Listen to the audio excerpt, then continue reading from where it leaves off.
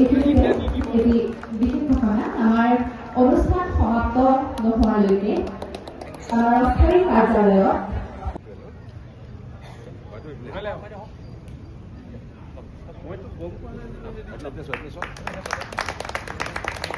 এইবাৰ আমি প্ৰয়াস ৰঞ্জুলিৰ সভাপতি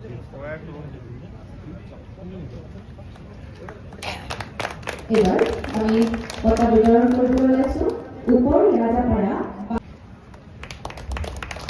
এইবাৰ আমি ব্যক্তিগতভাৱে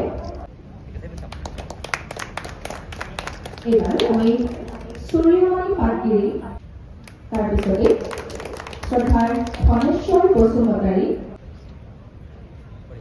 আৰু শেষত আমি বঁটা বিতৰণ দিয়াৰ লগে লগে সন্মানীয় জ্যেষ্ঠসকললৈ সন্মান জনাই আজিৰ অনুষ্ঠানৰ শলাগৰ শৰাই আগবঢ়াবলৈ ওলাইছো।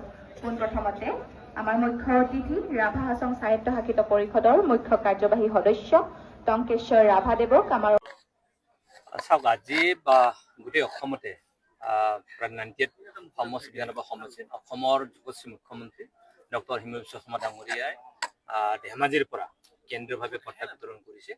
আৰু সেই সূত্ৰে সেই অনুষ্ঠানৰ সংগতি ৰাখি দুধনৈ বিধানসভা সমষ্টিটো আমি বঁটা বিতৰণৰ ব্যৱস্থাখিনি আজি দুধনৈ সমজিলা আয়ুক্তৰ যোগেদি এইটো সম্পূৰ্ণ কৰিছে। আৰু ইয়াত আজি 1760 জন টোটেল দুধনৈ বিধানসভা সমষ্টিৰ বঁটা বিতৰণ হৈছে। তাত ব্যক্তিগতভাৱে 1465 গতিকে এইটো বিতৰণ হৈছে। তাৰ লগত বিভিন্ন ইণ্ডিভিজুৱেল আছে, ইণ্ডিভিজুৱেলৰ উপৰি তাত বিভিন্ন ধৰ্মীয় অনুষ্ঠান আছে, ক্লাব আছে, স্কুল আছে। এই মানে টোটেল যিহেতু 1760 সেইটো কৰা হৈছে।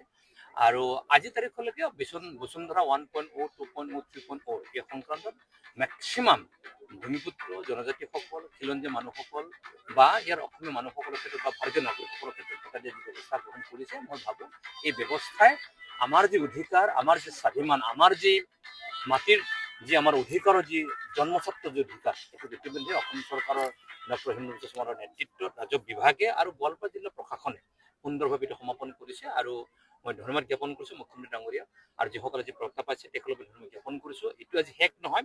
আৰু এই ধৰণে অনাগত আৰু 3টা বছৰৰ ভিতৰত যি ধৰণে কাম কাজ আমাৰ প্ৰশাসনে কৰিছে, ব্যৱস্থাখিনি ৰূপায়ণ কৰিছে, ৰাজহ বিভাগে যি ধৰণে ৰাজহ দুৰ্যোগ বিভাগে কৰিছে, মই ভাবোঁ অনাগত 3টা বছৰত আমাৰ গোৱালপাৰা জিলাত বিশেষকৈ দুধনৈ বিধানসভা সমষ্টি, পশ্চিম গোৱালপাৰা সমষ্টি, পূবকে আদি কৰি যিসকল খিলঞ্জীয়া মানুহ আছে, ভূমিপুত্ৰ মানুহ আছে, অসমীয়া মানুহ আছে, ভাৰতীয় নাগৰিক আছে, সেই সমস্যা সমাধান সম্পূৰ্ণ হ'ব।